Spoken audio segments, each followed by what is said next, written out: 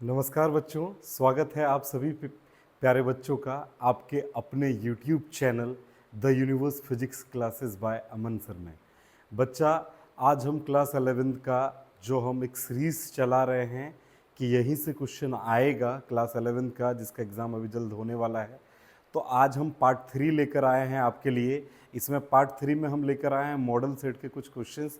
ये 2023 के model set हैं और यहाँ से भी क्वेश्चंस लड़ेंगे। जितना सीरीज़ मैं करा रहा हूँ, एक भी पार्ट को छोड़िएगा मत। कल भी वीडियो अपलोड होगा, आज तो हो ही रहा है, कल भी अपलोड होगा। तो बने रहिएगा हमारे चैनल के साथ और आप देखते जाइएगा। सारा वीडियो को रिपीट मोड में डाल के देख लीजिएगा। आज भी लेके आए हैं 40 क्वेश्चन का सेट और 40 क्वेश्चन में से बहुत सारे क्वेश्चंस आपके लड़ने वाले हैं आपके एग्जाम में। तो स्टार्ट करते हैं बेटा बिना देरी किए हुए। चलिए, तो पहला क्वेश्चन की ओर बढ़ते हैं। पहला क्वेश्चन देखिए, पहला क्वेश्चन है an Indian scientist who won Nobel prize for physics is. English Hindi में बोल दिया जाए तो भौतिकी के लिए नोबेल पुरस्कार जीतने वाला एक भारतीय वैज्ञानिक कौन है? देखिए, इसका आंसर इसमें गलत दिया हुआ है। वो है sir CV Raman. Sir CV Raman, Chandrasekhar Venkatesh Raman ji, इनका पूरा नाम है। कौन सा? Sir CV Raman. D option correct हो जाएगा। चलिए अगला क्वेश्चन की ओर बढ़ते हैं। अगला क्वेश्चन क्या है? बोलता है विच ऑफ द, ध्यान दीजिएगा 2 नंबर,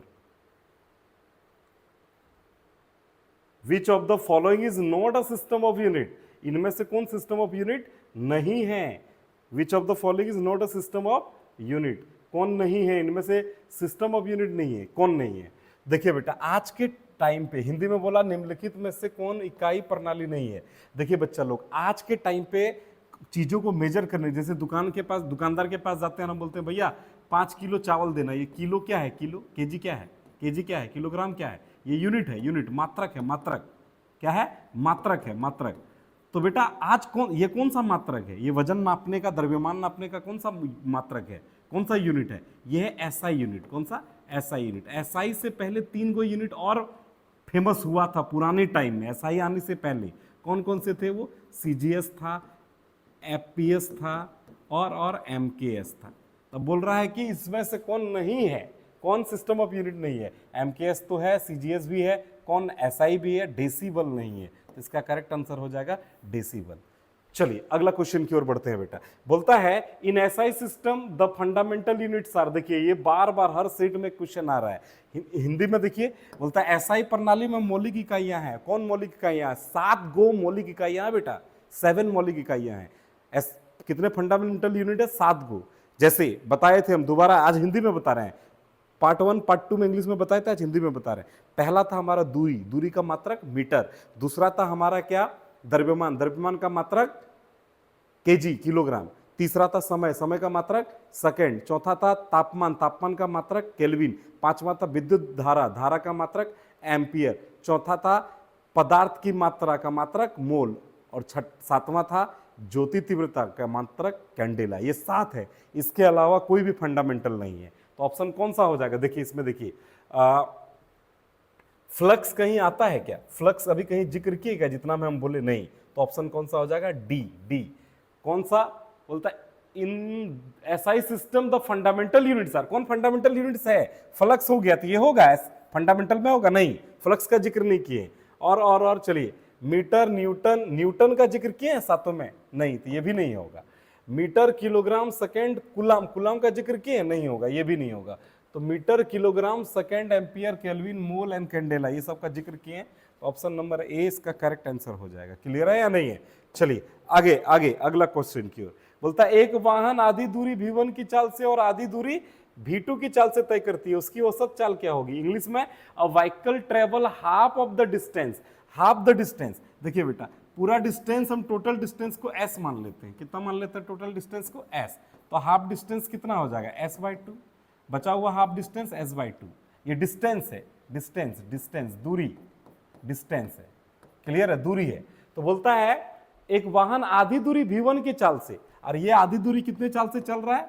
चाल मतलब speed, speed, speed, speed. Clear है? यानी स्पीड, चाल कितने से चल रहा है? v1 के चाल से। और बचा हुआ कितना? v2 के चाल से। बोलती है उसकी औसत चाल। औसत चाल माने average velocity, average velocity, average velocity, sorry average speed.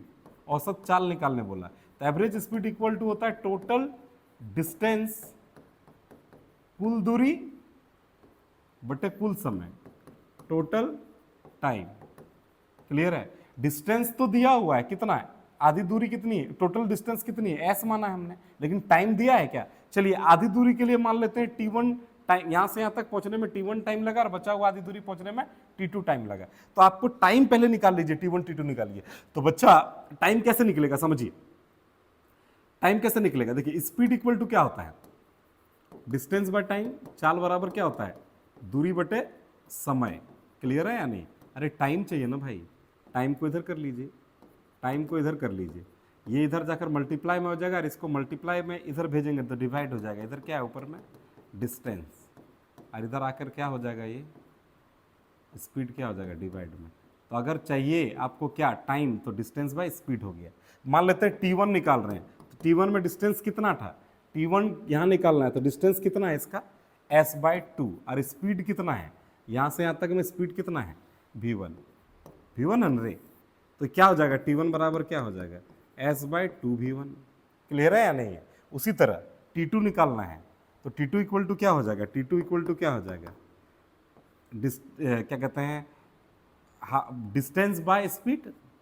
तो डिस्टेंस कितना हो जाएगा, यहाँ से यहाँ तक का डिस्टेंस कितना, ये भी S/2, और स्पीड क्या है V2, क्या हो जाएगा S/2 V2। अब वैल्यू सब रखिए, टोटल डिस्टेंस कितना है बेटा, टोटल डिस्टेंस S है। क्लियर है? टोटल डिस्टेंस यहाँ से यहाँ तक का डिस्टेंस कितना माने S। अब बोलिए total time T1 plus T2, तो T1 कितना निकाला, total time T1 plus T2 होगा ना, यहाँ लिख दूँ क्या एक बार, चलो T1 प्लस T2। अब बोलिए T1 कितना निकाला आपने, T1 निकाला बेटा आपने, T1 कितना निकाला S/2 V1, S/2 V1, और T2 कितना निकाला S/2 V2। तो एलसीएम लीजिएगा तो क्या हो जाएगा, एलसीएम लीजिएगा तो देखिए S तो ऊपर में रहेगा ही, यहाँ पे क्या हो जाएगा 2V1 इंटू V2 एलसीएम हो गया। क्लियर है या नहीं है? इससे डिवाइड करिएगा तो बचेगा V2, तो SV2 हो जाएगा, और यहाँ क्या हो जाएगा SV1 हो जाएगा। ठीक है, कोई दिक्कत नहीं। चलिए आगे बढ़ते हैं, आगे बढ़ते हैं। तो बेटा ये बटे के बटे में है, तो ये 2V2 ऊपर चला जाएगा, 2V1 V2 ऊपर चला जाएगा, और ऊपर में S था ऑलरेडी, ये वाला S था ना, ये बटे के बटे में था, ऊपर चला गया, नीचे S कॉमन ले लीजिएगा, इन यहाँ भी S यहाँ भी S, तो नीचे क्या बचेगा V2 plus V1, S cut जाएगा, तो क्या हो बचा बेटा 2V1 V2 बटे V2 प्लस V1। देखिए बेटा इतना नहीं करिएगा एग्जाम में, ये तो हम सिखाएं आपको, इतना करने की जरूरत नहीं है। कैसे याद रखेंगे समझो। देखो बोलता है एक वाहन आधी दूरी V1 की चाल से, देखो जब आधी दूरी हो, क्लियर है, आधी दूरी की बात हो, जब बोलता है V1 की चाल से और आधी दूरी V2 की चाल से चलती है, जब दूरी की बात हो, क्लियर है, दूरी की बात हो कि आधी दूरी इतना चाल से और बचा हुआ आधी दूरी इतनी चाल से चलेंगे, मतलब चाल दिया हुआ है ना कि पहला आधी दूरी कितने चाल से, V1 चाल से, और आधी दूरी V2 के चाल से। अगर इस टाइप के क्वेश्चन हो तो आप क्या करिएगा, डायरेक्ट एक्सप्रेशन याद रखिएगा कि चाल का, दोनों चाल का मल्टीप्लाई करके 2 से मल्टीप्लाई कर दीजिएगा, और नीचे जितना चाल था उन दोनों को ऐड कर दीजिएगा, यानी 2V1 V2 बटे V1 plus V2 plus V1। कौन सा ऑप्शन आ जा रहा है, मुझे लग रहा है ये बी ऑप्शन करेक्ट है। चलिए आगे बढ़िएगा, अगला क्वेश्चन की ओर बढ़ते हैं बेटा। बोलता है which of the following can be used to describe how fast an object is moving along with the direction of motion at a given instant of time. मतलब चलो थोड़ा सा हिंदी में समझ लेंगे, मतलब अपने आप क्लियर हो जाएगा। चलिए बेटा देखता, बोलता है निम्नलिखित में किसका उपयोग यह वर्णन करने में, ध्यान दीजिएगा, यह वर्णन करने के लिए किया जाता है कि एक निश्चित समय में फिक्स टाइम में, निश्चित बोल दिया मतलब किसी इंस्टेंट में बोल दिया तो बात करेगा इंस्टेंटेनियस का, एवरेज ऑप्शन से कट गया। क्लियर है या नहीं है? आगे बढ़िए। मैं गति ध्यान दीजिएगा जरा, कटा हुआ है, आगे थोड़ा देख लेते हैं। गति की दिशा के साथ, गति की बोल दिया दिशा के साथ, गति के दिशा के साथ, दिशा की बात कर दिया तो ये वेलोसिटी हो गया या मतलब वेग हो गया ना चाल होगा, वेग होगा, वेलोसिटी होगा। दिशा बोल दिया, दिशा वेग में होता है, चाल में नहीं, माने वेलोसिटी में होता है। क्लियर है? तो इंस्टेंटेनियस तो हमको पता था, अब दिशा बोल दिया तो क्या हो गया? वेलोसिटी। कौन सा ऑप्शन? A option. क्लियर है या नहीं? ऐसे एवरेज स्पीड, एवरेज वेलोसिटी पहले ही कट चुका था। चलिए, थोड़ा सा डिफिकल्ट होता है हिंदी और इंग्लिश को साथ लेके, कोशिश तो कर रहा हूं दोनों बच्चों को एक साथ अच्छे से समझ में आए। अगर कुछ ऊपर नीचे होगा तो मैनेज करिएगा। क्लियर है या नहीं है? चलिए आगे बढ़ते हैं। चलिए अगला क्वेश्चन बोलता है मैक्सिमम रेंज ऑफ प्रोजेक्टाइल। देखिए बेटा, हिंदी में बोला जाए प्रक्षेप की अधिकतम सीमा। प्रक्षेप क्या होता है समझिए। प्रक्षेप देखो, मान लेते हैं एक पत्थर को हमको फेंकना है। मान लेते हैं हम यहाँ पे खड़े हैं, एक पत्थर को बहुत दूर फेंकना है। तो बहुत दूर फेंकने के लिए हम कैसे फेंकेंगे? ऐसे सीधा सीधा फेंकेंगे क्या? सीधा सीधा फेंकेंगे ज्यादा दूर जाएगा? नहीं, ज्यादा दूर फेंकने के लिए हमको ऐसे फेंकना पड़ेगा, ऐसे ऑब्जेक्ट को, ऐसे पत्थर को ऐसे फेंकना पड़ेगा। तो इस प्रकार का मोशन को बोलते हैं हम लोग प्रोजेक्टाइल मोशन। क्लियर है? कौन सा मोशन? Projectile motion. और जिस ऑब्जेक्ट को हम लोग फेंक, मतलब जैसे पत्थर को फेंके, तो वो प्रोजेक्टाइल कहलाता है। क्या कहलाता है? प्रोजेक्टाइल। हिंदी में जिसको, जिस चीज को हम पत्थर को फेंके, जिसको फेंकेंगे उसका मोशन होगा, तो उसको, जिसको फेंकेंगे उसको बोलेंगे प्रक्षेप। तो बोलता प्रक्षेप की अधिकतम सीमा, प्रक्षेप का अधिकतम सीमा यहां से यहां तक जाने में, यहां से यहां तक जाने में इसकी सीमा कितना दूर तक ये जा सकता है, वो किस फॉर्मूला पे निर्भर करता है। देखिए बेटा, यहां से यहां तक जो पत्थर को फेंके तो ये गया, तो यहां से यहां तक की दूरी को हम आर बोलते हैं, आर। और आर का फॉर्मूला होता है बच्चा, आर बराबर होता है यू स्क्वायर साइन 2 थीटा। ये निकाला गया है, मतलब जनरलाइज फॉर्मूला है, क्लास के अंदर तुम निकलवाए थे बच्चा लोग, आपको याद होगा। चलिए, बटे यू स्क्वायर 2 साइन 2 थीटा बटे जी होता है। क्लियर है या नहीं है? तो देखिए, अधिकतम दूरी तक फेंकना है तो साइन को कितना डिग्री करेंगे? साइन की वैल्यू अधिकतम कितने पे होती है? 90 डिग्री पे। तो यहां पे 2 ऑलरेडी दिया है, 2 दिया हुआ है, तो 90 डिग्री करने के लिए एंगल कितना लेना पड़ेगा? तो एंगल हमको कितना लेना पड़ेगा 90 डिग्री करने के लिए? 45 ले लीजिए, 2 इंटू 45 ले लेते हैं, तब ना 90 डिग्री हो जाएगा। और 90 डिग्री पे साइन 90 डिग्री का वैल्यू कितना होता है? मैक्सिमम होता है, वो 1 होता है, याद रखिएगा। तो क्या हो जाएगा value? U square sine 90 degree का वैल्यू 1 हो जाएगा। लास्ट में क्या बचेगा बेटा हमारा? U square by g. कौन सा ऑप्शन है? U square by g. U square by g, यहाँ भी, लेकिन एंगल कितना, थीटा कितना लिए? 45 degree. A option correct answer हो जाएगा। क्लियर है? अगला क्वेश्चन की ओर बढ़ते हैं बेटा, थोड़ा स्पीड करते हैं। बोलता है a body travel along the circumference of a circle. और एक बॉडी ट्रेवल कर रहा है, एक बॉडी गति कर रहा है सर्कमफेरेंस, वृत्त की परिधि के अनुदिश। क्लियर है या नहीं है? और रेडियस कितना इसका दिया हुआ है? रेडियस कितना दिया हुआ है? 2 मीटर रेडियस दिया हुआ है, आर दिया हुआ रेडियस। क्लियर है? With a linear velocity. Linear velocity समझिए, जब कोई ऑब्जेक्ट, लीनियर वेलोसिटी किसको बोलते हैं हिंदी में? रेखीय वेग किसको बोलते हैं? जब कोई ऑब्जेक्ट ऐसे सीधा गति करता है ना, तो इसको बोलते हैं रेखीय गति, रेखीय वेग से गति कर रहा हो। लेकिन अगर कोई ऑब्जेक्ट ऐसे घूमने लगा तो इसको वृत्तीय गति बोलेंगे। क्लियर है या नहीं है? और वृत्तीय गति को सूचित करते हैं ओमेगा से, सॉरी, वृत्तीय गति करने लगा माने घूर्णन गति करने लगा, तो इस समय जो वेग होगा वो कोणीय वेग होगा, एंगुलर वेलोसिटी होगा। क्लियर है? एंगुलर वेलोसिटी को सूचित करते हैं ओमेगा से। और रेखीय वेग जो सीधा सीधा जा रहे हैं तो इसमें जो वेग होगा उसको रेखीय वेग, लीनियर वेलोसिटी होता है, उसको भी बोलते हैं। इन दोनों के बीच रिश्ता होता है v equal to R omega. R जहां त्रिज्या है, क्लियर है? त्रिज्या है। तो क्वेश्चन में बोला आर त्रिज्या वाले एक वृत्त की परिधि के अनुदिश इतना 6 मीटर के रेखीय वेग से गमन करता है, तो इसका कोणीय वेग क्या होगा? कोणीय वेग को किससे सूचित करते हैं? ओमेगा से। रेखीय वेग को v से। दोनों में रिश्ता क्या है? v बराबर आर ओमेगा। वैल्यू पुट करिए, आंसर बिठाइए। क्या बोला मैंने? v बराबर आर ओमेगा। चलिए, तो आपको ओमेगा निकालना है ना, ओमेगा बराबर क्या हो जाएगा? v बटे आर। v कितना है रे क्वेश्चन में? रेखीय वेग कितना है? 6। और बेटा त्रिज्या कितना है? 2। कितना हुआ? 3। अच्छा, इसका मात्रक क्या होता है? रेडियन पर सेकेंड। रेडियन, कोणीय वेग का सही मात्रक क्या होता है? रेडियन पर सेकेंड। कौन सा ऑप्शन है? 3 रेडियन पर सेकेंड। चलिए आगे क्वेश्चन क्यों बोलता है? बोलता है acceleration is which type of physical quantity. अरे भैया, त्वरण किस प्रकार का राशि है, किस प्रकार का भौतिक राशि है? सदिश, सदिश क्या है? त्वरण के पास दिशा होता है, तो सदिश दिशा जो होगा तो सदिश राशि होगी, वेक्टर कहलाएगा। ऑप्शन नंबर ए इसका करेक्ट आंसर हो जाएगा। सदिश, सदिश, सदिश, सदिश, सदिश, सदिश, सदिश। चलिए अगला क्वेश्चन की ओर बढ़ते हैं बेटा हम लोग। बोलता है ध्यान दीजिएगा, बोलता है कि a student studies some equation. एक स्टूडेंट कुछ इक्वेशन को पढ़ रहा है। पहला इक्वेशन है power equal to work by time, force equal to mass by acceleration, and last equation है velocity equal to displacement by time. एक विद्यार्थी कुछ समीकरण का अध्ययन कर रहा है, ये समीकरण है, एक दूसरा समीकरण, ये वाला तीसरा समीकरण है।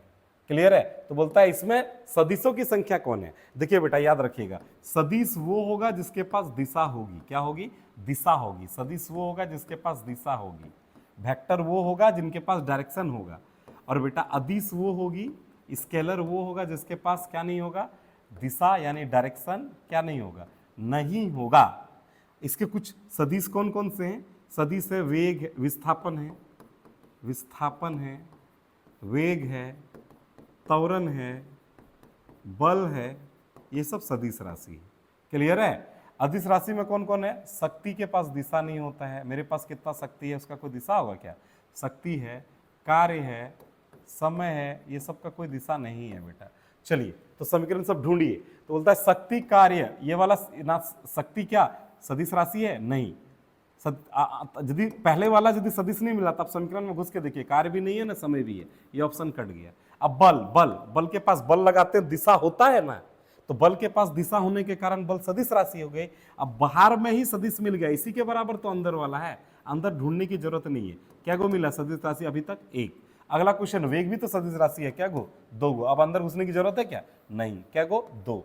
ऑप्शन नंबर ये बी करेक्ट आंसर होगा, दो इसका होगा। चलिए अगला क्वेश्चन की बोलता है, अगला क्वेश्चन क्या बोलता है? बोलता to shake off water from wet cloth, गीला कपड़ा जो रहता है ना उससे क्या करते हैं?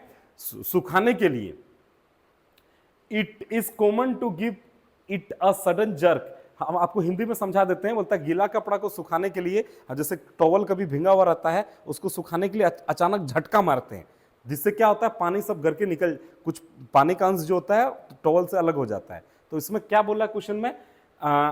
ऐसा करने में हम किसका लाभ उठा रहे हैं? कौन सा नियम का लाभ उठा रहे हैं? क्लियर है? कौन सा नियम लग रहा है? देखिए बेटा, न्यूटन का गति का पहला नियम क्या कहता है? न्यूटन का गति का पहला नियम कहता है कि अगर कोई ऑब्जेक्ट रेस्ट में है तो रेस्ट में रहेगा, विराम में है तो विराम में रहेगा। तो मान लेते हैं ये टॉवल है, टॉवल के साथ पानी लटका हुआ है, तो पानी और टॉवल अभी किस अवस्था में? विराम अवस्था में। अचानक से हमने क्या किया? पानी को चकमा देने के लिए टॉवल को खींचा, झाड़ दिया। तो हमने तो टॉवल को तो मोशन में किया, लेकिन पानी टॉवल के साथ विराम में था, विराम में रहना चाहेगा, उसके साथ प्रैंक हो जाता है। क्लियर है?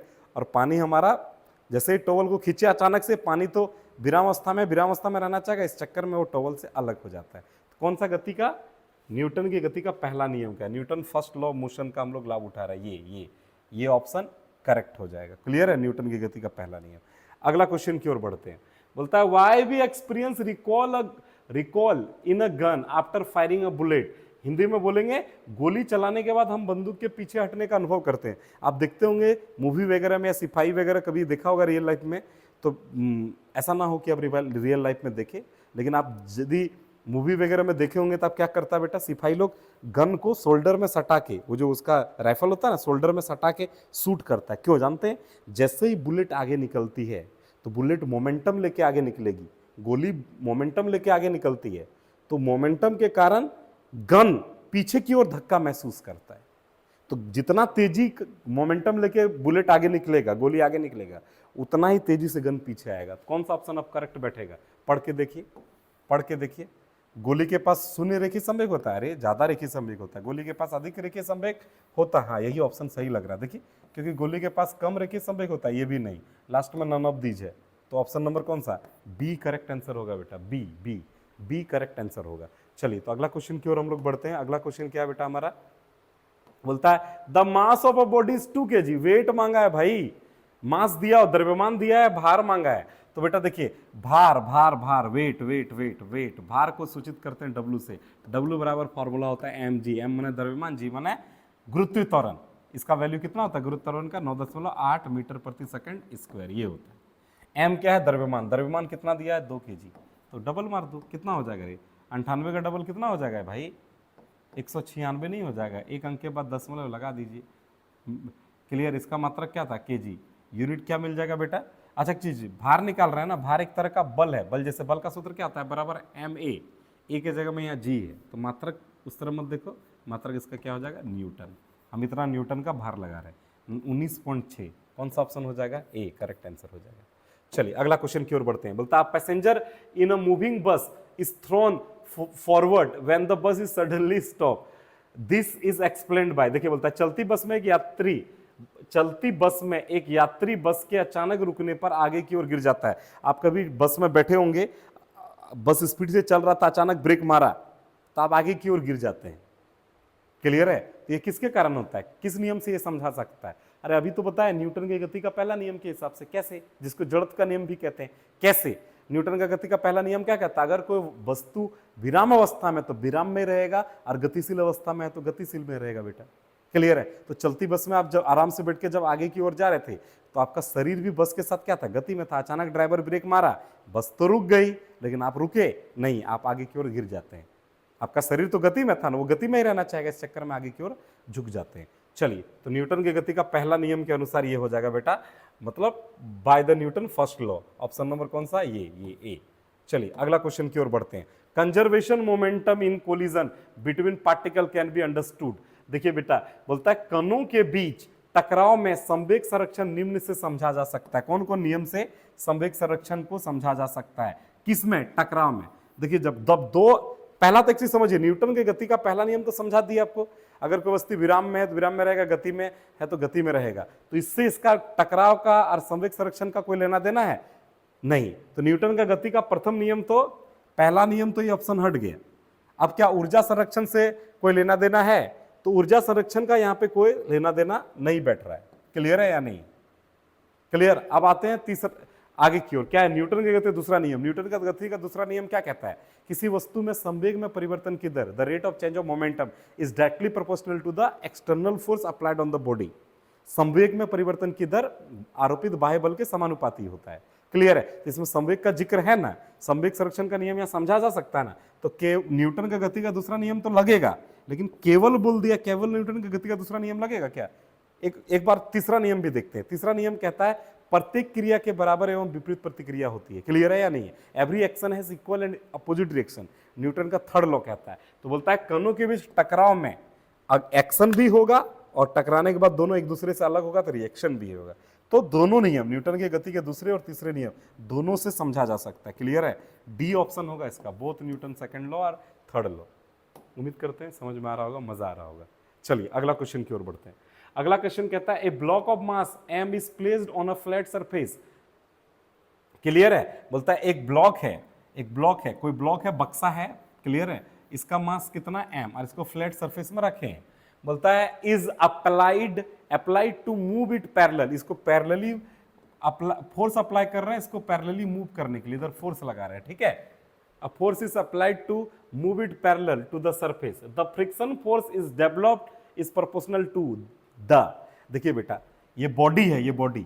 क्लियर है? इसमें फोर्स लगा रहे हैं इसको गति कराने के लिए, इस बॉडी को, इस ब्लॉक को खिसका रहे हैं, इधर से बल लगा रहे हैं गति करवाने के लिए। क्लियर है? तो बोलता है घर्षण बल जो होगा, आप बताइए फ्रिक्शनल फोर्स, घर्षण बल किधर लगेगा? जिधर ऑब्जेक्ट गति करना चाहता है, जैसे मैं किसी बक्से को खींच रहा हूं तो मैं इधर गति कराना चाह रहा हूं, तो उसको रोकने के लिए घर्षण बल किधर बल लगाएगा? मेरे तरफ, जिधर मैं खींच रहा हूं उधर लगाएगा। अरे उधर लगाएगा तो बस बक्सा में आराम से बक्सा खींचा जा सकता है। तो रोकने के लिए किधर लगाएगा घर्षण बल? गति के विपरीत दिशा में। हमेशा याद रखिएगा, मोशन के अपोजिट डायरेक्शन में, गति के विपरीत दिशा में बच्चा घर्षण बल काम करता है। तो उल्टा दिशा में काम करेगा घर्षण बल। घर्षण बल को एफआर से सूचित करते हैं।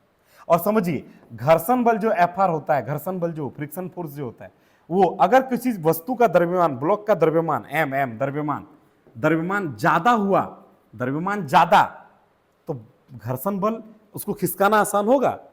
खिसकाना, यदि किसी कोई मान लेते बड़ा बक्सा है, उसको खिसकाना उतना आसान होगा? बड़ा बक्सा मैंने द्रव्यमान ज्यादा, तो घर्षण बल क्या होगा? खिसकाना आसान नहीं होगा, मतलब घर्षण बल ज्यादा। घर्षण बल ज्यादा। अगर मैं बोलूंगा कि कोई हल्का वस्तु होगा जिसका द्रव्यमान कम होगा, तो घर्षण बल भी, उसको खिसकाना आसान है, मैंने घर्षण बल कम लगेगा। तो एक बढ़ रहा है दूसरा भी बढ़ रहा है, एक घट रहा है दूसरा भी घट रहा है, दोनों एक दूसरे का क्या होगा? समानुपाती। तो घर्षण बल द्रव्यमान का क्या होता है? समानुपाती, डायरेक्टली प्रोपोर्शनल होता है। ऑप्शन देख लो, square of the mass of the body, mass of the body directly develop is directly proportional to the mass of the body. Correct answer हो जाएगा पिंड का द्रव्यमान। क्लियर है या नहीं? चलिए अगला क्वेश्चन की ओर बढ़ते हैं। इन एनी कोलिजन, किसी भी कोलिजन में, किसी भी टक्कर में, कोई भी प्रकार का जब टक्कर होता है ना बेटा, मोमेंटम का लॉस नहीं होता। मोमेंटम टक्कर से पहले जो था वो टक्कर के बाद भी रहता है। इसको हम समझाए थे एक एक्सपेरिमेंट की मदद से, इस किट की मदद से। देखिए ये किट थोड़ा सा मेरा खराब हो चुका है, लेकिन फिर भी हम कोशिश कर रहे हैं कि एक बार आपको अच्छे से समझ में आ जाए। देखते हैं, एक बार ध्यान से दीजिए, आपको समझ में आ जाएगा। देखिए बेटा, ये बहुत सारा ऑब्जेक्ट है, क्लियर है? ये छोटे छोटे गोल गोल अगर आप देख पा रहे होंगे तो बहुत सारे ऑब्जेक्ट है। जैसे एक बॉडी है, एक बॉडी, इसको मैंने खींचा और छोड़ूंगा तो क्या मिलेगा? इसको वेलोसिटी मिलेगा। क्या मिलेगा? वेलोसिटी। तो एक ऑब्जेक्ट के मास, देखो मोमेंटम क्या होता है? मास इंटू वेलोसिटी, माने द्रव्यमान को वेग मिल जाने से उसके अंदर संवेग आ जाता है, मोमेंटम आ जाता है। तो एक ऑब्जेक्ट को अगर हम खींचे और छोड़ेंगे तो क्या वो ऑब्जेक्ट के पास मोमेंटम बनेगा? एक ऑब्जेक्ट के मास को जब वेलोसिटी देंगे तो उसके अंदर मोमेंटम आएगा। तो क्या वो ऑब्जेक्ट के अंदर मोमेंटम आएगा? एगो के अंदर। तो टकराने से पहले जगह के पास मोमेंटम रहेगा, टकराने के बाद उतने के पास रहेगा। चेक करके देखते हैं। देखिए, इसको छोड़े, एगो को मोमेंटम दिए, टकराने के बाद भी एगो के पास रहा। थोड़ा सा खराब हो गया है, आपको अच्छे से नहीं दिख रहा होगा, फिर भी एक बार कोशिश करते हैं। देखिए रहा।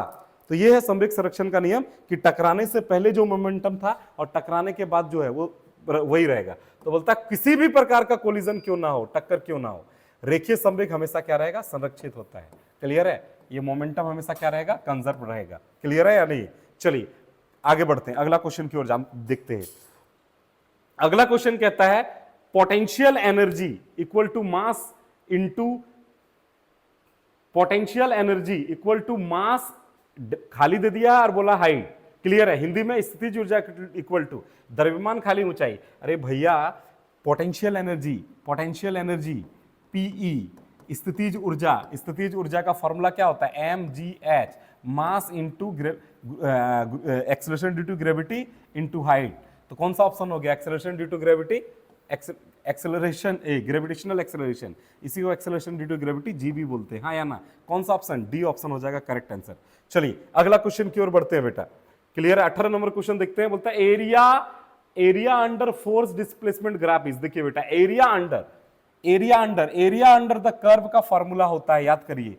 क्लियर? क्लास वैसे हम पढ़ाए थे, दोबारा हम आपको यहाँ पे बताने की कोशिश करते हैं अच्छे से। देखिए बेटा, ये एक्स एक्सिस मान लेते हैं, ये वाई एक्सिस मान लेते हैं, ये कोई कर्व है। तो इस कर्व के नीचे का एरिया निकालना है, इस कर्व के नीचे का एरिया निकालना है। तो area under the curve AUC का फुल फॉर्मूला होता है X axis into Y axis, X axis into Y axis, area under the curve का फॉर्मूला होता है। क्लियर है या नहीं है? अगर एरिया अंडर द कर्व निकालना है तो एक्स एक्सिस का मल्टीप्लाई वाई एक्सिस के साथ कीजिएगा। तो यहाँ पे कौन सा ग्राफ बोल रहा है आपको? कौन सा ग्राफ बोल रहा है? विस्थापन, बल विस्थापन ग्राफ बोल रहा है, मतलब फोर्स डिस्प्लेसमेंट ग्राफ बोल रहा है। तो देखो बेटा, पहले बोला फोर्स, तो फोर्स को इधर दिखा देना, और डिस्प्लेसमेंट को ऐसे डिनोट करते हैं, तो डिस्प्लेसमेंट को एक्स में दिखा देना। तो बेटा या तो उल्टा भी दिखा सकते हो, इसको यहां उसको वहां पे दिखा सकते हो। तो मुझे बताइए, एक्स एक्सिस में क्या है? डिस्प्लेसमेंट, और वाई एक्सिस में क्या है? फोर्स इंटू डिस्प्लेसमेंट, बल गुना विस्थापन किसका सूत्र होता है? वर्क का होता है, कार्य का होता है, कार्य का। कौन सा ऑप्शन हो जाएगा? वर्क डन, सी नंबर हो जाएगा। चलिए अगला क्वेश्चन की ओर बढ़ते हैं। बोलता है torque acting on a body is rotational analogous of. देखिए बेटा, एक इसको कल भी बताए थे एक बार, और आज भी बता रहे हैं। कल मतलब पार्ट 2 में, जो हम लोग अभी सीरीज खेल रहे हैं ना बेटा, अभी ये पार्ट 3 अपलोड हो रहा है। पार्ट 2 में हम अच्छे से बताए थे। देखो लीनियर मोशन में जो हम फोर्स लगाते हैं उसको फोर्स कहते हैं, लेकिन रोटेशनल मोशन में फोर्स जो है वो टॉर्क कहलाता है। For an example, south movie आप लोग देखते होंगे। साउथ मूवी में क्या होता है? हीरो खड़ा है, विलन उधर से चिल्लाते हुए आए, हीरो ने एक चाटा मारा। जैसे आया हीरो ने एक चाटा मारा माने हीरो ने क्या लगाया? फोर्स लगाया। अब फोर्स के कारण विलन घूमने लगता है, तो विलन में कौन सा मोशन हो गया? रोटेशन। तो जब फोर्स लगाया और उसके कारण रोटेशन पैदा होता है, उस फोर्स को फोर्स नहीं कहते, उस फोर्स को टॉर्क कहते हैं। क्या कहते हैं? टॉर्क। तो बोलता है टॉर्क किसका एनालॉगस है? अरे फोर्स का एनालॉगस है। किसका एनालॉगस है? फोर्स का। किसी पिंड में लगने वाला टॉर्क घूर्णी अनुरूप किसका है? फोर्स का है। क्लियर है या नहीं है? चलिए अगला क्वेश्चन की ओर बढ़ते हैं। अगला क्वेश्चन कहता है which physical quantities is represented by the product of moment of inertia and angular acceleration. Hindi में जड़त्व आघूर्ण और कोणीय त्वरण, का गुणनफल द्वारा कौन सी भौतिक राशि प्रदर्शित की जाती है? देखो बेटा, मोमेंट ऑफ इनर्शिया को आई से सूचित करते हैं और एंगुलर एक्सेलरेशन को सूचित करते हैं अल्फा से। आई अल्फा को बोलते हैं टाउ, टॉर्क, बल आघूर्ण। इन दोनों का गुणनफल से जो मिलता है वो क्या मिलता है, बल आघूर्ण टॉर्क मिलता है, टॉर्क मिलता है। इंग्लिश में टॉर्क, हिंदी में बल आघूर्ण। क्लियर है या नहीं है? हिंदी इंग्लिश दोनों में एक ही दे दिया। जो बच्चा अगर बल आघूर्ण पढ़ के गया, टॉर्क पढ़ के नहीं गया, इंग्लिश नाम नहीं पढ़ के गया, उसके साथ कांड हो जाएगा ना। चलिए, उम्मीद कर रहे हैं अभी तक आपको अच्छा लग रहा होगा। चलिए आगे बढ़ते हैं बेटा। बोलता है अगला क्वेश्चन, देखिए क्या बोलता है। या बोलता है if a body is rotating about an axis, अगर कोई एक्सिस के अलोंग, कोई अक्ष के अनुदिश कोई बॉडी घूम रहा है, क्लियर है या नहीं है, passing through its centre, centre से पास कर रहा वो अक्ष, बोलता है of mass, then angular momentum is directed along its, कोई यदि कोई पिंड अपने द्रव्यमान के केंद्र से गुजरते हुए अक्ष पर घूम रहा है, इसका कोणीय संवेग किस दिशा में होगा? तो बेटा इसका कोणीय संवेग जो होगा ना, अगर केंद्र से ये घूर्णन अक्ष है तो कोणीय संवेग जो होगा ना इसी केंद्र के अनुदिश होगा। देखो बेटा, मैं मान लेता हूं किसी के अनुदिश में गति कर रहा हूं, अपना इसके अनुदिश गति कर रहा हूं, तो मेरा कोणीय संवेग वगैरह जो होगा, कोणीय वेग संवेग वगैरह इसी अक्ष के अनुदिश होगा। क्लियर है? तो कौन सा हो जाएगा? एक्सिस ऑफ रोटेशन की हो जाएगा बेटा। क्लियर है? चलिए, घूर्णन की धुरी की ओर हो जाएगा। अगला क्वेश्चन की ओर हम लोग बढ़ते हैं बेटा। अगला क्वेश्चन क्या है? Escape velocity of a body on the surface of planet does not depend on, Hindi में बोलेंगे बेटा कि एक जरा ऊपर कर लेते हैं, हिंदी दिख जाएगा। क्लियर है?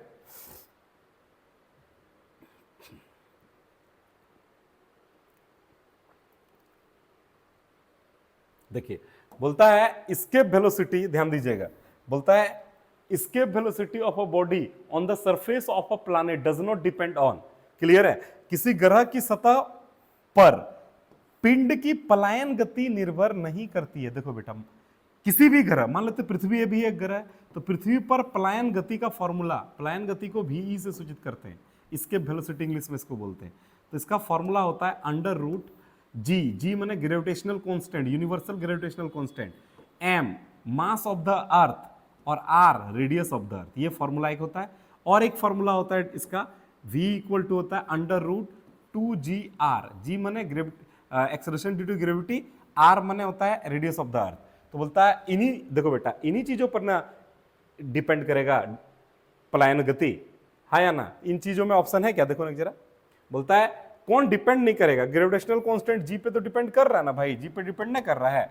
मास of the body, mass of the body, radius of the planet, जिस प्लैनेट की बात कर रहा है रेडियस। अच्छा, यहाँ पे क्वेश्चन में प्लांट लिखा है, प्लैनेट है ये, प्लैनेट। क्लियर है ना? प्लैनेट है। बोलता है radius of the planet, radius of the planet पे डिपेंड कर रहा है ना। मास of the planet, mass of the planet पे भी तो डिपेंड कर रहा है। किस पे नहीं डिपेंड कर रहा है? मास ऑफ द बॉडी, जिस बॉडी को प्लायन करना है उस बॉडी के मास पे डिपेंड नहीं करेगा। माने ग्रह, माने कौन सा बेटा? ऑप्शन नंबर सी, पिंड का द्रव्यमान, पिंड का द्रव्यमान पे निर्भर नहीं करेगा, डज नॉट डिपेंड ऑन। ये करेक्ट आंसर हो जाएगा। चलिए अगला क्वेश्चन की ओर बढ़ते हैं। अगला क्वेश्चन कहता है the acceleration due to gravity on the earth surface, पृथ्वी की सतह पर गुरुत्वाकर्षण के कारण त्वरण, गुरुत्व त्वरण का मान पृथ्वी की सतह पर कितना होता है? देखिए बेटा, पृथ्वी आपको पता है इलिप्टिकल शेप में घूमता है। क्लियर है या नहीं है? तो इलिप्टिकल शेप का ये वाला लाइन, ये दोनों पॉइंट कहलाता है पोल। क्या कहलाता है? पोल। पोल, पोल्स हो गया, ये दोनों पोल्स हो गया। और ये वाला कहलाता है इक्वेटर। क्या कहलाता है? इक्वेटर। इक्वेटर। तो बेटा इक्वेटर पे जी का मान जो होता है कम होता है, पोल पे जी का मान अधिक होता है। अब इक्वेटर से पोल की ओर जाएंगे तो जी का मान बढ़ेगा। सेंटर पे जी का मान 0 होता है, एक्सेलरेशन ड्यू टू ग्रेविटी, जी माने एक्सेलरेशन ड्यू टू ग्रेविटी, गुरुत्व त्वरण का मान सेंटर पे 0 होगा। अधिकतम कहाँ होगा? पोल पे होगा। तो मिनिमम एट पोल गलत, ये ऑप्शन नहीं होगा। मैक्सिमम एट इक्वेटर, ये भी गलत। इक्वल, दोनों पे इक्वल, ये भी गलत होगा। मैक्सिमम एट पोल करेक्ट आंसर होगा। क्लियर है? चलिए अगला क्वेश्चन की ओर बढ़ते हैं। बोलता है the escape velocity of a body depends upon mass, same question अभी ऊपर किए, इस एगो किए थे उससे पहले वाला क्वेश्चन 2 में। देखो बेटा, एस्केप वेलोसिटी VE का फॉर्मूला अभी तुम जस्ट बताया बेटा, अंडर रूट जी बड़ी M बटे बड़ा R। पृथ्वी की त्रिज्या, जिस ग्रह का निकालना है, जिस ग्रह पर पलायन वेग देखना है, उस ग्रह की त्रिज्या, उसका द्रव्यमान, उस ग्रह का द्रव्यमान। और ये तो क्या कहते हैं, ये क्या है? यूनिवर्सल ग्रेविटेशनल कांस्टेंट, गुरुत्वीय स्थिरांक है। क्लियर है या नहीं है? तो बेटा किस पे डिपेंड नहीं कर रहा है? तो बोलता है किस पे डिपेंड नहीं कर रहा? पिंड का पलायन वेग का द्रव्यमान पर किस प्रकार निर्भर करता है?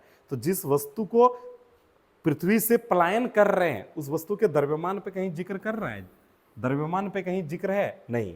तो द्रव्यमान m पर पावर 0 का मतलब क्या है? 1। तो यहाँ m पर पावर 0 मतलब 1, माने m पर निर्भर किया 1 आ गया ना, टेम्पर निर्भर नहीं किया, तो कौन सा ऑप्शन है?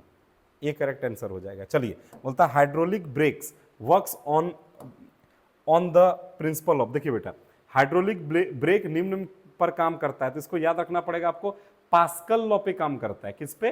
Pascal law. हाइड्रोलिक ब्रेक किस पे करता है, इसको आपको याद रखना पड़ेगा, पास्कल लॉ पे काम करता है हाइड्रोलिक ब्रेक, ठीक है, पास्कल का नियम पे। चलिए अगला क्वेश्चन की ओर बढ़ते हैं। बोलता है बॉडी इज फॉलिंग, एक बॉडी गिर रहा है freely in viscous liquid, clear है, फाइनली इट, चलिए कोई पिंड किसी सयान द्रव में स्वतंत्र रूप से गिर रहा है। कोई सयान द्रव मतलब एक तरह से आप मान के चलिए कीचड़, कीचड़, विस्कस लिक्विड माने कीचड़, चिपचिपा वाला चीज में, चिपचिपा वाला चीज में, क्लियर है या नहीं? मान लीजिए आप कीचड़ में गिर रहा है, कीचड़ में गिर रहा है, तो बेटा जब कोई विस्कस क्या कहते हैं, कोई बॉडी विस्कस लिक्विड में गिरता है, यानी कीचड़ में, मान लीजिए कीचड़ चिपचिपा टाइप का है, उस पर गिरा, कीचड़ में गिरा, तो उसकी वेलोसिटी क्या हो जाएगी बेटा? क्लियर है? बोलता है कोई पिंड सयान द्रव में गिर रहा है, स्वतंत्र रूप से गिर रहा है, तो इसमें क्या बदलाव होगी, मतलब अंत में यह क्या हो जाएगा? तो बेटा देखिए समझिए, जब कोई ऑब्जेक्ट ऐसे सयान द्रव में गिरता है तो उसकी जो वेग होती है वो कांस्टेंट हो जाती है। वेग माने वेलोसिटी, वेलोसिटी क्या हो जाती है? कांस्टेंट, नियत हो जाती है, नियत। क्लियर है? नियत होने के कारण वस्तु क्या हो जाएगा? आराम आराम से नॉर्मली गिरता है। इसीलिए कहता है कीचड़ में जब आप गिर गए ना, जितना देर तक हाथ पैर आप नहीं मारिएगा उतना लेट अंदर घुस, मतलब उतना ऊपर रहिएगा। अगर आप कीचड़ में, दलदल में फंस गए और हाथ पैर मारना शुरू कर देते हैं तो आप दलदल में धंसते चल जाते हैं, क्योंकि आपकी वेलोसिटी, देखिए मतलब मान के चलिए दलदल में आप गिर गए, दलदल में गिरे तो आपकी वेलोसिटी कांस्टेंट होगी, आराम आराम से आप अंदर घुसिएगा। लेकिन अगर हाथ पैर मारे तो वेलोसिटी बढ़ जाएगी और जल्दी अंदर घुसिएगा, जान जाने की संभावना है। क्लियर है या नहीं है?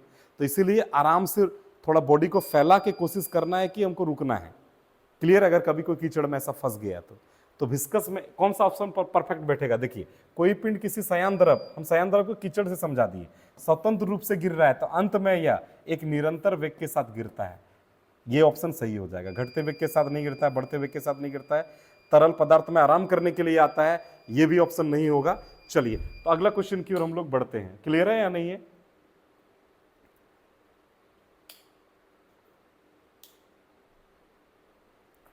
क्लियर?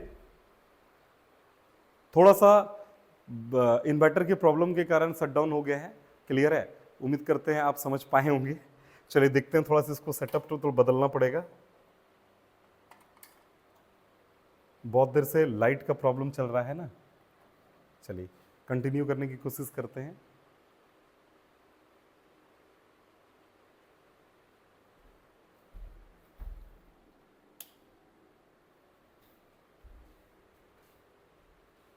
दूसरा इन्वर्टर में शिफ्ट किए हैं, 2 मिनट में ऑन हो जाएगा।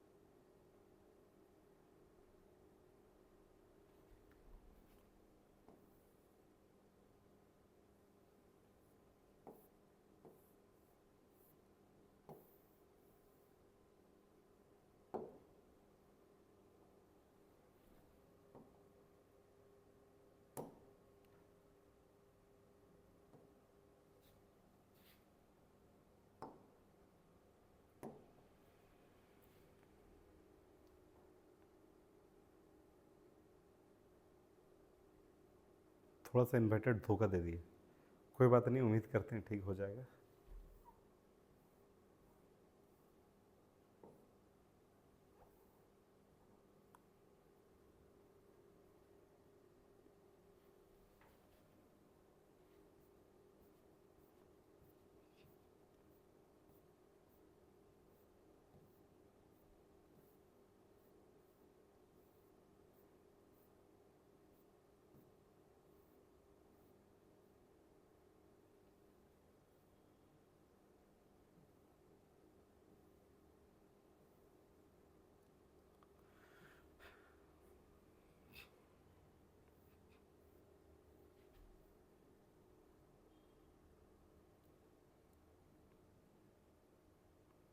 चलिए, तो अगला क्वेश्चन की ओर बढ़ते हैं। आपको हम जैसे कि समझा चुके थे, ये वाला क्वेश्चन हम आपको समझा चुके थे, क्लियर है ना। अ बॉडी इज फ्रीली, ये वाला कौन सा ऑप्शन हो गया था हमारा, एक निरंतर वेग के साथ गिरता है। चलिए अगला क्वेश्चन की ओर बढ़ते हैं बेटा।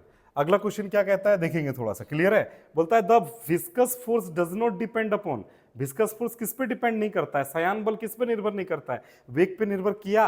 जब कीचड़ में गिरे तो वेग पर निर्भर किया, बल जो लग रहा था वो एक निरंतर वेग, वेग तो नियत हो गया, वेग पे निर्भर किया नहीं। तो कौन सा ऑप्शन हो जाएगा बेटा, वेग, वेग, वेग, वेलोसिटी। क्लियर है या नहीं है। चलिए अगला क्वेश्चन की ओर बढ़ते हैं।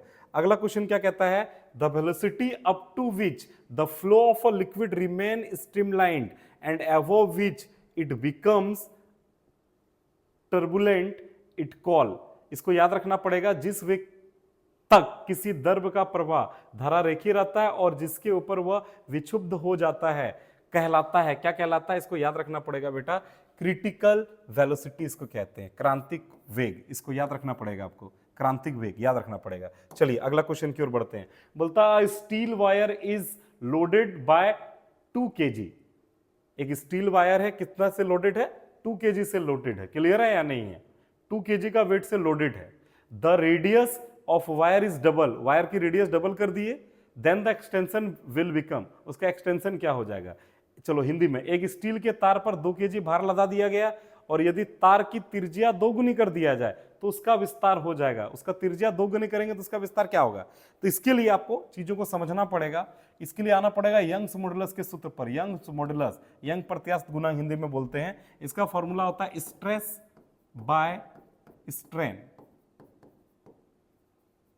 हिंदी में प्रतिबल बटे विकृति, प्रतिबल बटे विकृति। अच्छा, प्रतिबल का फॉर्मूला होता है बल बटे क्षेत्रफल, बल बटे क्षेत्रफल। और स्ट्रेन का फॉर्मूला होता है चेंज इन लेंथ बटे original length, original length L मान लेते हैं। क्लियर है या नहीं है। तो चलिए देखते हैं इस क्वेश्चन को थोड़ा सा और अरेंज करके लिखते हैं। तो Young's modulus y equal to क्या हो जाएगा, ध्यान दीजिएगा, एफ बाय ए। एरिया कितना हो जाएगा बेटा, वायर, वायर है ना, तार है, तार, तार किस शेप का होता है, आगे में सर्कुलर शेप का होता है। सर्कल का रेडियस क्या हो जाएगा, एरिया क्या हो जाएगा, पाई आर स्क्वायर। क्लियर है। और ये लिखा गया, अब ये बटे के बटे में एल था, एल ऊपर चला गया, नीचे क्या बचा, डीएल। क्लियर है। तो यहां से अगर मैं डीएल निकालना चाहेंगे तो डीएल का सूत्र, चेंज इन लेंथ निकालना चाहेंगे तो क्या निकलेगा, डीएल इधर आ जाएगा तो इधर एफ बटे पाई आर स्क्वायर एल है, ये डीएल भागा में था, डिवाइड में था, इधर आके मल्टीप्लाई में हो गया किसके साथ, यंग्स मॉडुलस के साथ। अब वाई को, यंग्स मॉडुलस को उधर लेके जाएंगे तो मल्टीप्लाई में डीएल के साथ था, उधर लेके जाएंगे तो ये डिवाइड में हो गया। ये फॉर्मूला हुआ डीएल का। क्लियर है। अब क्वेश्चन में क्या बोल रहा है, क्वेश्चन में क्या बोल रहा है देखिए, बोलता है यदि तार की त्रिज्या दोगुनी कर दिया जाए, त्रिज्या दोगुनी कर देंगे तो नया चेंज इन लेंथ अब क्या हो जाएगा बेटा, ये तो सेम रहेगा, एफ बाय पाई, रेडियस क्या हो जाएगा, रेडियस दो गुनी कर दिया जाए, दो गुनी कर दिया जाए। क्लियर है या नहीं है। तो 2 का स्क्वायर हो जाएगा, दो गुनी कर दिए 2 हो गया, 2r हो गया, दो गुनी कर दिया जाए तो क्या हो जाएगा, 2r हो जाएगा, तो इसका स्क्वायर हो गया। आगे बढ़िए, उसके साथ l तो वही रहेगा और वो यंग्स मॉडुलस भी वही रहेगा। तो कितना हो जाएगा बेटा, dl डैश इक्वल टू क्या हो जाएगा, f बटे दो दूनी 4, 4 को बाहर निकाल लेते, 1 बटे 4 को बाहर निकाल लेते। क्लियर है। तो पाई क्या बचेगा, pi r square l by Young's modulus Y. Clear है। तो बेटा d l dash equal to 1/4 और इसका वैल्यू तो चेंज इन लेंथ था ना, डी एल था ना, तो डी एल था, तो बेटा 1/4 हो जाएगा इधर। और इसका वैल्यू कितना था, इसका वैल्यू हम निकाल के रखे थे कितना, D L.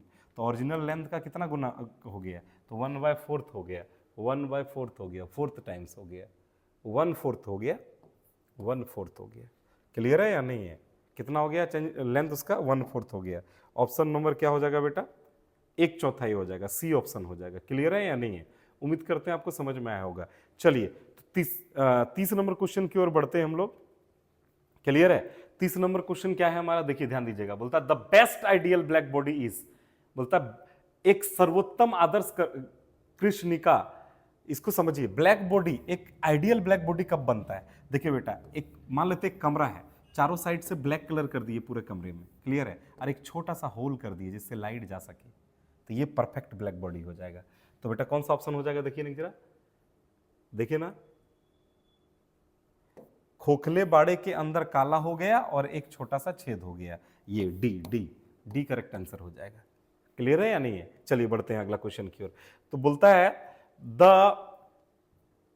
The translational kinetic energy of a gas molecule at temperature T for one molecule of gas is, किसी गैस के एक मोल के लिए ताप T पर गैस के अणुओं की स्थानांतरित गतिज ऊर्जा क्या हो जाएगी? तो इसको आपको याद करना पड़ेगा बेटा, क्या 3/2 RT इसका ऑप्शन हो जाता है। क्लियर है?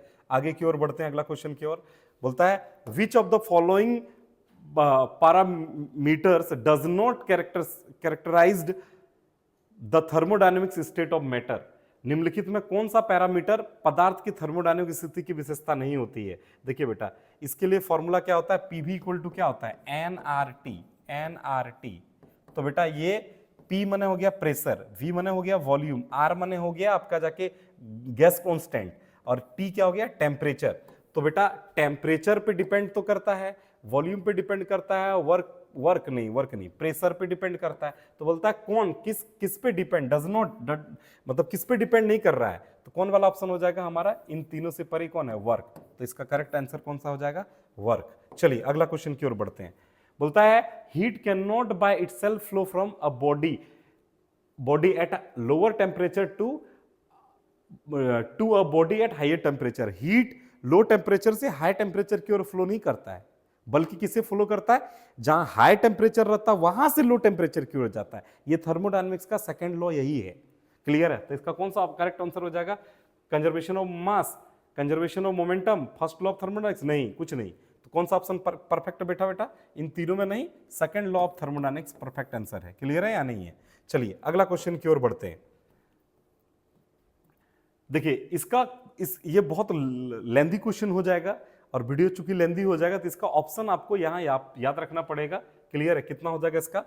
डी ऑप्शन हो जाएगा करेक्ट, 99। क्लियर है या नहीं है? क्लियर, 99 आपको इसको याद रख लीजिए।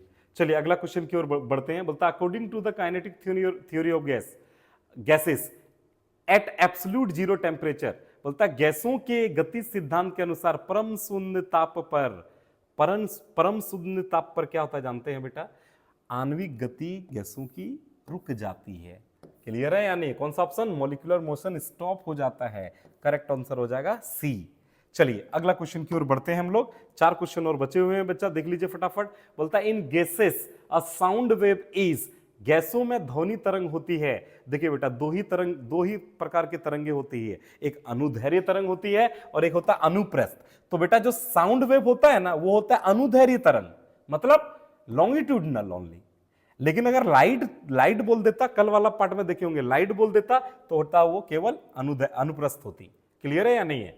तो साउंड हो गया तो अनुदैर्घ्य हो गया, लॉन्गिट्यूडल हो गया, और लाइट बोलता तो ट्रांसवर्स होता है। क्लियर है या नहीं? चलिए अगला क्वेश्चन की ओर बढ़ते हैं। बोलता a wave complete 20 vibration in 2.5 second then its frequency. कल हम आपको फ्रीक्वेंसी निकालना सिखाए थे। आवृत्ति यानी फ्रीक्वेंसी इक्वल टू होता है टोटल ऑक्सीलेशन बटे total time taken. Total time बोल देते हैं ना, टोटल टाइम। तो टोटल ऑक्सीलेशन कितना लेता है, कितना ऑक्सीलेट कर रहा है वो बेटा? 20 है ना टोटल ऑक्सीलेशन, 20 है। और टोटल टाइम टेकन कितना है बेटा? 2.5 पॉइंट ऊपर गया तो ऊपर एक जीरो चला गया, 25 हुआ। 25 को 200 से कटाएंगे तो 8 टाइम्स में कटेगा, तो कितना? इसकी यूनिट क्या होगी? हर्ज। फ्रीक्वेंसी की यूनिट होती है हर्ज। कौन सा ऑप्शन हो गया बच्चा? 8D हो जाएगा करेक्ट आंसर। चलिए अगला क्वेश्चन की ओर बढ़ते हैं। अगला क्वेश्चन क्या होता है? If the pendulum oxalate 70 times in 1 minute. देखो फिर से वही क्वेश्चन हो गया। बोलता फ्रीक्वेंसी निकालिए। फ्रीक्वेंसी का फॉर्मूला, फ्रीक्वेंसी का आप नोट कर दिए, और फ्रीक्वेंसी का फॉर्मूला होता है कितना ऑक्सीलेट कर रहा है, कितना ऑक्सीलेशन है। ऑक्सीलेशन 78 है। 1 मिनट में कितना सेकंड होता है? 60 सेकंड होता है। कट जाएगा तो ऑप्शन क्या हो जाएगा बेटा? 6 से 7 को डिवाइड करेंगे तो 1 पॉइंट कितना हो जाएगा? 1 बचेगा, 10 हो जाएगा। तो फिर से 1 हो गया। क्लियर है? तो 1.1 के अराउंड कुछ मिस्टेक हो रहा है क्या? 78 है भाई, 78 है। ऑक्सीलेशन 78 है बाय 60। चलिए क्लियर है? अब डिवाइड कर दीजिए तो तकरीबन इसका कितना आ जाएगा, चेक करके देख लीजिए। 30 दूनी 60, क्लियर है? 4 दूनी 3 दूनी 6, 1 7, 9 दूनी 18, क्लियर है या नहीं है? तो अप्रोक्सीमेट इसको करेंगे तो आ जाएगा 1.3, क्लियर है या नहीं है? चलिए कौन सा ऑप्शन? इतना करके देख लेना, उतना ही आएगा, इतना हर्ज। चलिए अगला क्वेश्चन की ओर बढ़ते हैं। विच of the following is not essential for SHM? SHM मतलब होता है सिंपल हार्मोनिक मोशन।